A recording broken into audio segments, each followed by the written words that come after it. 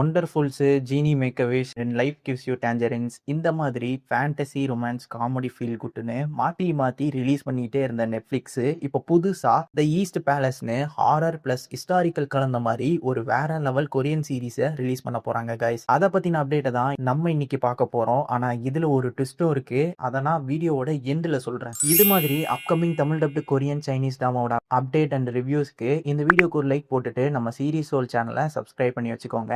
இப்போ இந்த த east palace சீரிஸோட கதை என்ன அப்படின்றத பார்த்துடலாம். இது டோட்டலாவே ஒரு கிங்கோட பேலஸ்ல நடக்கக்கூடிய ஸ்டோரியா தான் இருக்க போகுது. அந்த பேலஸ்குள்ள நிறைய ஹாண்டடான விஷயங்கள் சுத்திட்டு இருக்கு. அதனால அந்த கிங் பாத்தீங்கன்னா நம்ம ஹீரோவை ரெக்ரூட் பண்றாரு. நம்ம ஹீரோ ஒரு கோஸ்ட் ஸ்லேயரா இருப்பாரு. அவரால் கோஸ்டா மாற முடியும். அண்ட் அவர்கிட்ட இருக்கிற ஸ்வாடை வச்சு கோஸ்ட்டை வந்து சாகடிக்கவும் முடியும். அண்ட் இவர் மட்டும் இல்லாம நம்ம ஹீரோயின் கோட் லேடியா வரக்கூடிய நம்ம ஹீரோயின் அவங்களால கோஸ்ட் என்ன பேசுது அதோடைய சவுண்ட்ஸ் எல்லாத்தையுமே அவங்களால கேட்க முடியும். ஸோ இவங்க ரெண்டு பேரும் சேர்ந்து அந்த பேலஸ்குள்ள இருக்கிற மர்மமான ரகசியங்களை தெரிஞ்சுக்க ஆரம்பிக்கிறாங்க. இதுக்கப்புறம் என்னெல்லாம் நடந்துச்சு அப்படின்றது தான் இந்த சீரீஸோட கான்செப்ட்.